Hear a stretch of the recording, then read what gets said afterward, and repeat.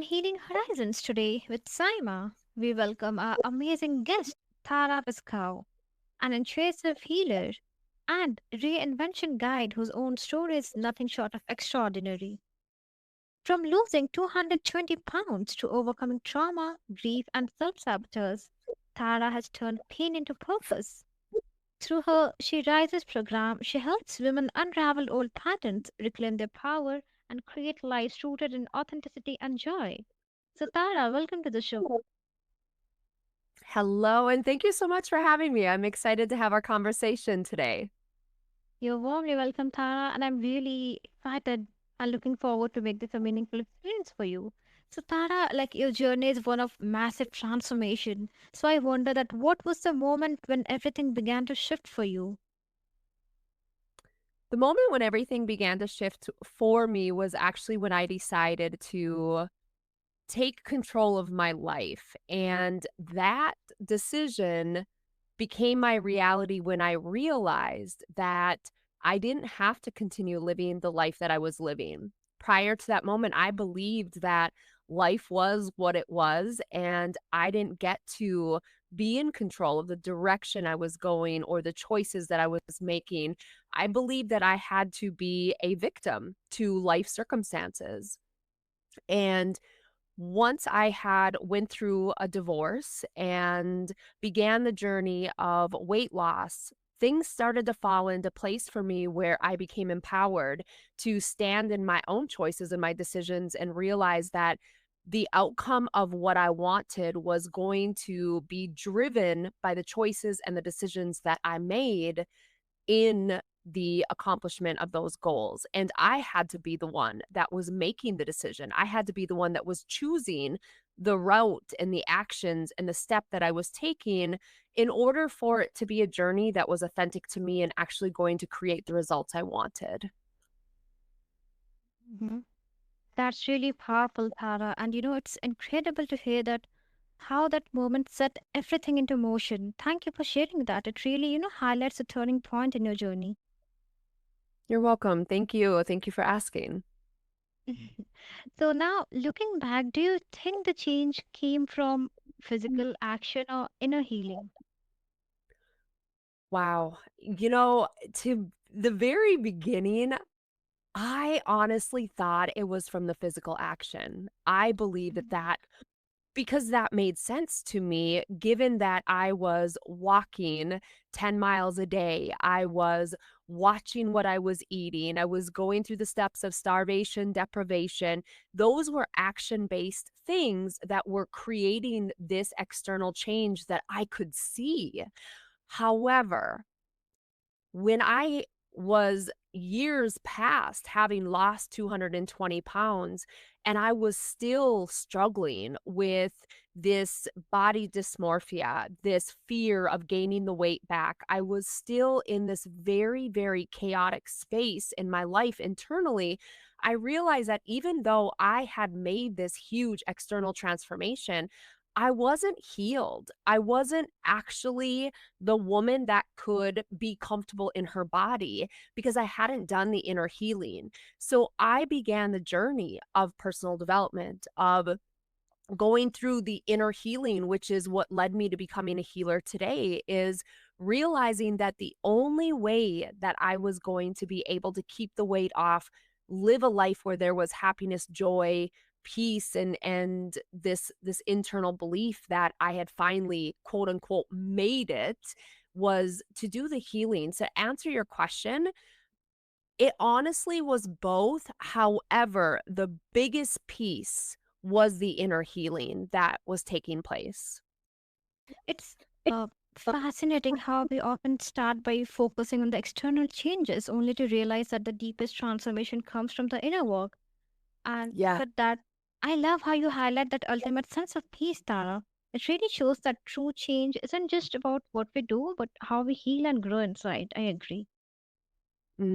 Yes, I do agree with that too, and I love how you put that into that perspective. Oh, thank you. So now you like often talk about self, you know, abandonment as a hidden root of women's struggle. So why do why do so many fall into this pattern? I believe that we naturally fall into self-abandonment because primarily as women, where that's where my basis of working in my business with is a space of women. We're raised in this mentality of being there for everybody else. We're taught that we're supposed to be the caregiver. And most women are very much an empath. And when you're an empath, that opens you up to feel the emotions of others. And it causes you to be in this space of always looking out for everybody else. And it also falls into as girls, as young children, we are taught that we have to be dependent on those people that care for us, that love us, and we have to show up in a certain way in order for us to be loved and accepted and to not be disciplined in a harsh way or caused to be anything that causes us to believe that we're not good enough. And so I think naturally we begin to self abandon because we believe the only way we're going to be loved and accepted and allowed to be in certain spaces that we desire to be in is if we're creating this space of happiness in everybody else. That's where I believe self abandonment actually begins, and it starts very young. That really makes a lot of sense, Tara. Like, it's profound how something that starts as natural part of childhood, like you said, that learning to depend on and care for others can become a pattern, that quietly shapes so much of our adult lives. And hearing you explain it in this way really highlights how deeply these early lessons influence the way women show up for themselves and others. Thank you. Oh, warmly welcome. So, like, what's one first step someone can take to stop this? Mm. I always say that awareness is the first step. When you become aware that you aren't happy, and then you become aware of why you're not happy, that awareness gives you that ability to start doing some inner work, and it needs to be accompanied with curiosity. When you get curious and ask yourself, okay, why am I not happy? What's taking place in my life that's creating this dis-ease or this lack of satisfaction? You begin to put these pieces together and you begin to look and say, I'm not happy because I feel this, and I feel this because of this and this and this. And when we get into that space of awareness and curiosity, it allows us to put the pieces together of what needs to shift and what needs to change. And until we know what's not okay in our life and why we're not okay, we can't change anything, because if you don't know what is at the helm of the struggle, you can't fix it. You can't change it. So, becoming aware of it, really being brutally honest with yourself in that space of curiosity to allow yourself to know where things are out of sync, out of alignment, out of that space of happiness for you, can give you that ability to begin to go in and ask yourself, if this doesn't make me happy, what would? What do I need in order to feel this divine happiness, joy, peace that I'm desiring? And if we can be fully honest with ourselves in that space, that will allow our inner self, our higher self, to begin to speak to us. Every individual on this earth is intuitive. We have guidance from our inner soul who's with us always. And when we begin to ask those questions, we will start to get the answers that we're asking to receive in order for us to begin to make those internal changes. Hmm. Absolutely, Tara. Like, awareness is such a powerful first step. And I too believe, just noticing when and how we are abandoning ourselves creates a space for change. And again, it's amazing how something as simple as paying attention can start shifting patterns that have been running for years. Yes, absolutely. I love that you say shifting patterns because that is what it is. It's a pattern that you live behind. It's what you continue to do every single day. And, you always hear the statement of insanity. It's like insanity is when you continue to do the same thing over and over and over. And oftentimes we get comfortable in doing what we do every day, even though the outcome is what we don't desire, it's what we know and it's our comfort zone. And so we stay rooted in that pattern of recreating the same things day in and day out. And it's interrupting that pattern. It's throwing a monkey wrench into it and saying, you know what? I'm going to get curious. I'm going to start really dialing into what I don't like about this, what's not fulfilling me. And I'm going to start extracting things out and putting different pieces of data into this whole pattern, this whole sequence of my day to day. And I'm going to see what feels good, what sticks, what doesn't stick. And I'm going to begin restructuring how I show up in my everyday life. And it's so beautiful when you do that because the changes that start to happen begin to empower you because you're the one behind the change. You're the one behind the shift. And it opens you up to realize just what you're capable of when you begin to become aware and get curious and start making those changes. Yes, yes. That's liberating, Tara, because it reminds us that healing starts with choosing ourselves, as you said, even in small ways. Yeah, so true. Mm. Now, you teach identity shifting as a missing piece in happiness. So I really wonder that how does shifting identity help women? Oh, I love this so very much. When we begin to shift our identity, it's really when you start looking in the mirror. And when I say looking in the mirror, it is looking into your eyes. That is where your soul is. And you begin to become aware of who you are. And asking yourself, how many layers am I seeing that are masks that I'm living behind? Such as this mask is the one that I wear in order to make sure that my partner, my significant other is happy, loves me, accepts me. This mask is for my children so that my children always love me and appreciate me and see me as somebody they want in their life. This mask is for my employer so that they see me as the best employee and I don't have to fear losing my job. When we begin to ask ourselves, what part of my identity really is not me? This is me speaking words, speaking a language that I've adopted in order to keep peace, to keep people happy in my life. When we begin to essentially pull these masks of identity off, and we get to the basis of who we are, the real authentic woman or man that's at the core of us, that's when we can begin to become aware of who we are and we begin to shift. That's what I mean when I say shift identities is we're shifting away and out of all these identities that we've adopted in order to be accepted, loved, not rejected. And when we get to the core of who we are at the inner space of our being, this is when we begin to show up in our brightest light. This is when we begin to show the world who we are and what we can bring into the space of the world of our purpose, our mission, why we came here in human form to begin with. We came here with a purpose and a desire to make a change in this world. And when we can shift our identities to get into our most authentic, truest form, that is when our most powerful self emerges and when we create the hugest changes in this world.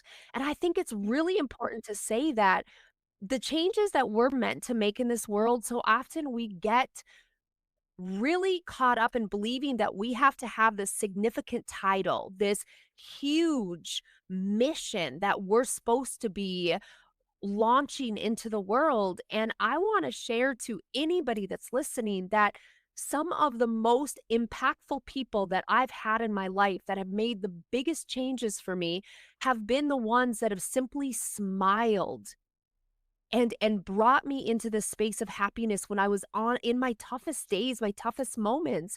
And they were the ones that helped me through, or others that were not out there and blazing this huge trail. They were just showing up as their most authentic selves. and simply speaking their truth to me were the ones that helped me the most in my journey. And so it's not about a big title, it's not about this huge mission, it's about being you. And when you are you, you absolutely change the world in your space. And that is such a significant importance that we need in today's time. Yes. That's really powerful, Tara. And I love that image of looking in the mirror and seeing all the masks we wear, as I said, like the ones we put on to earn love, to protect, to care for others. It really captures how identity, shifting isn't just about change on the outside, but about peeling back those layers to reconnect for who we truly are. And what you're sharing shows that shifting identity isn't about putting on yet another mask, but about gently peeling them away so we can finally see and embrace our true selves. And that's such a liberating perspective. Thank you. You're warmly welcome. So, like your process, unravel, upgrade, up level sounds like a roadmap for transformation. So, how does it work in practice? Absolutely. It is a roadmap for transformation. It is the exact process that I implemented into my program, She Rises. When we go into the unravel, this is the unbecoming of who we've always been. It's releasing these beliefs that we live behind. I'm not good enough. I'm not worthy of love.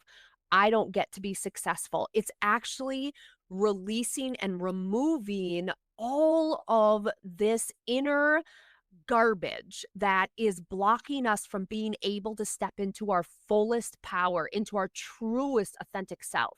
And so we have to essentially, in that unravel, is pull out what no longer belongs. And we do this through limiting belief release work using neuro linguistic programming. We do this through integrated energy therapy, which is releasing out so much of the negative emotions in our four bodies, our mental, emotional, our spiritual, and and our physical body. So it's the releasing. When we go through this unravel, we've cleaned our slate. It's like taking a mirror and washing it clean. And once that's done, we can now begin rewriting our programming, which is the upgrade and going into that upgrade. And so when we go into the upgrade, it's putting into our programming of what it is we desire that is going to allow us to become the woman or the man that we desire to be.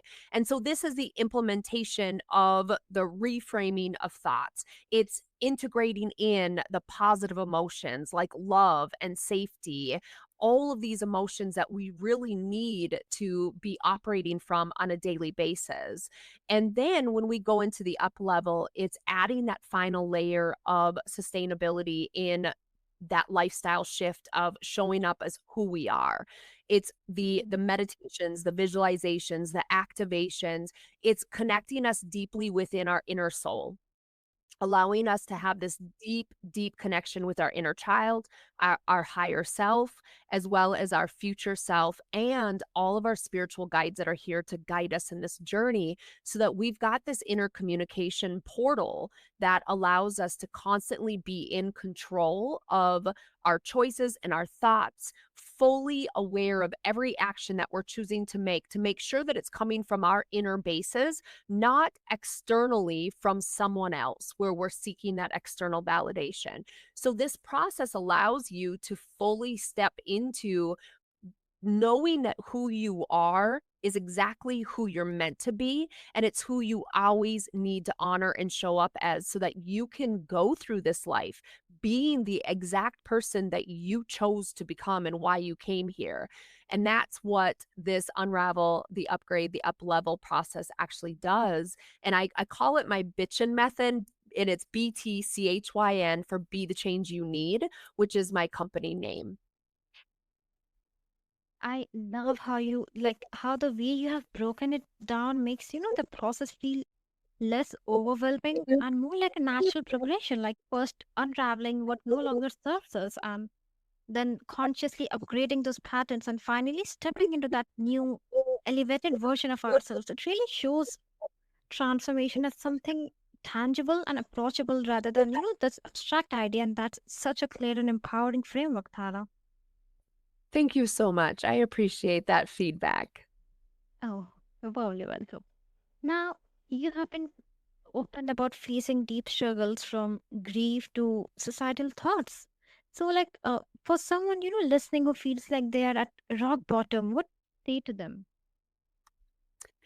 I firmly believe that when we're at rock bottom, we're there for a purpose, and it's to really bring us into awareness of what needs to change. And I always have said this, and I continue to say this and remind my women in my program, as well as myself, is that when we are at rock bottom, you have two choices. Well, you have three. You can choose to stay exactly where you are right there and just remain there for the rest of your life. The second choice is you can keep digging yourself down further and further and still be continue to be a victim of the circumstances and go deeper into the ugliness of the situation. Or you can choose the third choice, and that is to start finding your way up and out. And it's every decision that you make that is going to be something different that you want to do for yourself. If it's speaking kindly to yourself, if it's reminding yourself of how amazing you are, how beautiful you are, how strong you are, how capable you are, it's standing up every single day, even when you fall down, or if you need to sit down and take up space on a stair somewhere just to catch your breath, that's fine, but don't take up real estate there. You need to get yourself standing again. And every day that you stand back up, and every day that you look for that next standing block that's going to bring you up and out, before long, and it might seem like it takes forever, but it will take less time than you realize, is that when you look for a way out, when you make changes and you choose to do something different than what you have been doing that's gotten you to the bottom of rock bottom, that's where you're going to find that your head comes up and out of that deep hole, and you will have the light that is surrounding you and celebrating you every step of the way. And I also believe what's coming to me right here, right now, that I need to say is it's not about having others there witnessing you climbing out of rock bottom. It's not about that external validation. You don't need anybody to bring you up and out. Not that you shouldn't ask for support or have people there. It's more about you knowing that you can do this and that you are worthy of choosing to get yourself up and out of it. That is the absolute key to the change. Hmm. I really appreciate how direct and grounding that is, Tara. Sometimes in those moments of rock bottom, I feel that the mind is spinning with so much pain and confusion that just knowing what to do can be a lifeline. And the way you put it cuts through the overwhelm and reminds people that there are steps they can take, even when it feels impossible. And that clarity alone can bring a sense of hope, honestly. That is so true. I love that. Yes. So, this has been an extraordinary conversation with Tara, who showed us that healing is not about perfection, but about courage. Courage to stop abandoning ourselves, courage to shift identities, and courage to rise. So, if you're listening, take one truth from today and make it your own step forward, because every choice of self love brings you closer to freedom. Until next time, keep expanding your horizons.